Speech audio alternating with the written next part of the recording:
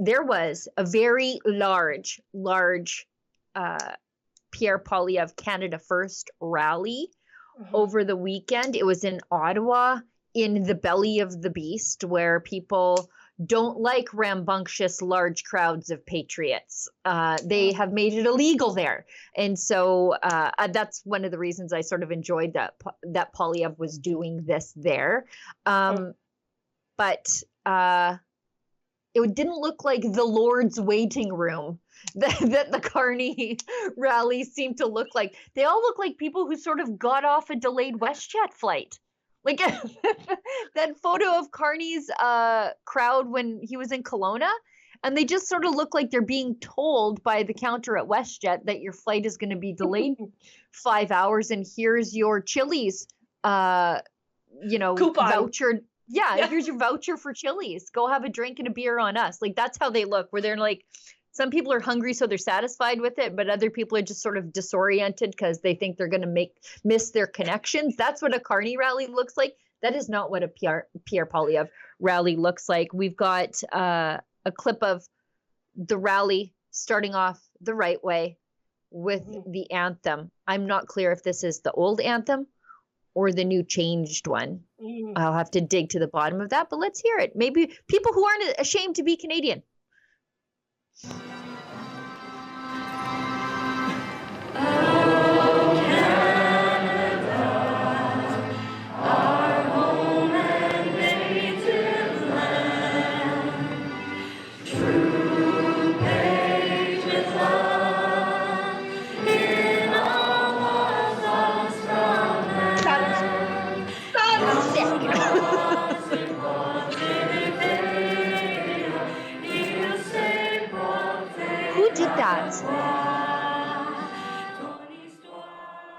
Okay, that's enough for me. It looks like a rambunctious crowd, but honest to God, Conservatives, what are you conserving if we can't even conserve the national anthem from woke nonsense?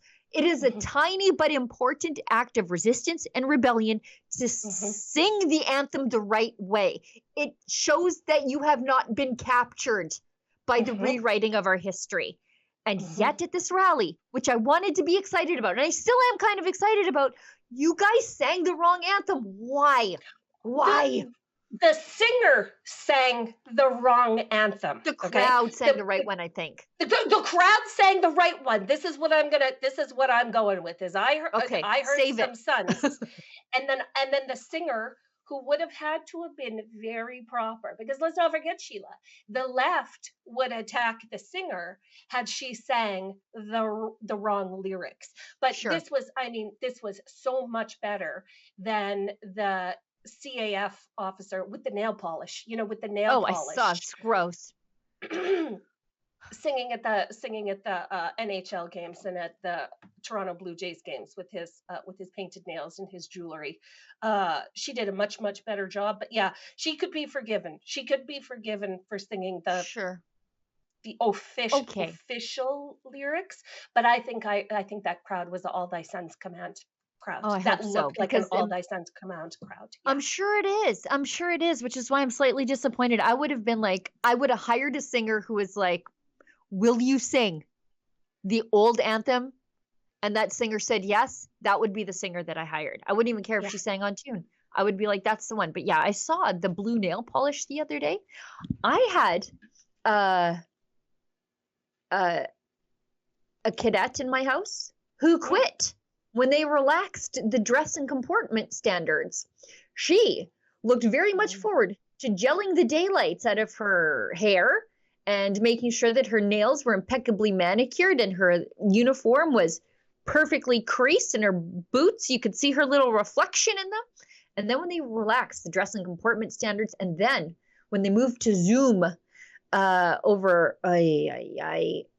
So these nails are, it's like an opaque, milky pink. Okay, if I had to guess, that's a gel polish with a high gloss overlay on top of it. But what's ultra insulting is that the United States just got rid of, all of the transformers. The transformers in their military. And this was an act of outright I would say disrespect the United States to choose this person to sing that anthem. Yes, I agree with that. I agree with that. That is like an active resistance going the other direction, I think. It's passive aggressive. It's totally passive aggressive. I always say people mistake Canadians for nice, and Canadians like, yeah, we're so much nicer. No, we're not nice. We're passive aggressive. And sometimes when you want to believe we're nice, you don't pick up on it, but that is passive aggressive as hell. Absolutely. Absolutely 100%. You're telling me that you couldn't have found another singer? One that wouldn't be male with a face full of makeup and painted nails to sing the American national anthem? That was intentional. That was intentional and offensive by whoever made that decision. Gross. Just gross. Yeah, the final straw for my cadet was when they asked them to put their pronouns in their Zoom meetings when they were planning like their meetings. And she was like, yeah, that's enough for me.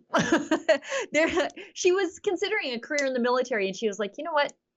Not this one. Well, Sheila, that sentiment is being repeated across the country. And I mean, completely. The military in Canada only has what, 40, I think 46,000 members, 46,000 members. They've been watching their membership drop off for the last 10 years. They've had plummeting membership. Don't tell me that doesn't have that their adoption of DEI doesn't have an impact on their enrollment. It absolutely does. Nobody that has a fighter spirit, okay, wants to participate in this woke garbage. Nobody that's disciplined wants to put pronouns in their bios or be lectured by an institution that takes part in any of this garbage. And so that's another thing that we can look forward to when we get a conservative government, is the return of the warrior culture to our military, instead of this weak ass nail polish wearing, lisping, rainbow flag wearing weaklings. It's just an absolute nightmare. It's a crisis of retention. It's a crisis of recruitment. And then they kicked out all the other good ones because they were unvaccinated. Like the ones that you would like to see in positions of leadership because they have a strong moral compass. We threw those people out for the yes men. So God help us all. More from that Pierre Poilievre rally, a part of his speech: work together, fight together, win together. That's how we'll put Canada first. I appreciate the message after 10 years of division and calling people names and dividing us up from each other based on medical status or sexual identity. Interesting change in tone from the Conservative leader compared to what we've been getting from Prime Minister Justin Trudeau. We will be a self-reliant, sovereign country that stands on its 2 feet. We will reward work, unleash entrepreneurs, harvest our resources, make our own goods, trade with each other, build homes for our youth, rebuild our borders and military, honor our history, and raise our flag. What binds us together is the Canadian promise that anyone from anywhere can do anything, that hard work gets you a great life in a beautiful house on a safe street, wrapped in the protective arms of a solid border defended by brave soldiers under a proud flag. To preserve that flag and its promise, we must work together, fight together, and win together. That is what it means to put Canada first.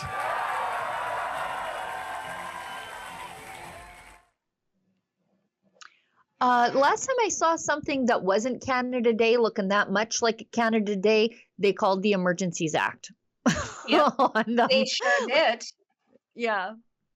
They sure did. And now, I think it's just really interesting that in this moment of crisis where we have the United States asserting that Canadian territory they'd be interested in assuming for themselves, that there's this sort of groundswell of pride for the Canadian flag when it was so denigrated. And on the list of popular flags in Canada over these last several years, I mean, take your pick. It was the Ukrainian flag instead of the the Canadian flag. It's the Hamas flag instead of the Canadian flag. It's the rainbow flag in front of the Canadian flag. And I think it's sort of heartwarming to see a resurgence in pride for our Canadian symbol. But I think that one thing that the Conservatives could do is get a little bit of distance between, Canada First and Team Canada, because their messaging is pretty similar.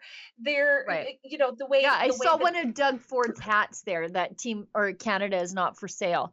Hi, do you know what trade is? Like, I should hope the things I'm making are for sale to somebody, whether it's the widgets or the stuff that I'm growing. Our chief export agriculturally is canola. It goes to the rest of the world. Pulses, that's cheap, portable protein for the developing world. Like, to say Canada's not for sale? No, I want Canada open for business. That actually should be the slogan. Conservatives take that. Say Canada open for business, both internally and externally. That's the big problem. Canadians know the national anthem. They stand in silence to remember those who died for this country. But not every Canadian knows their rights and freedoms.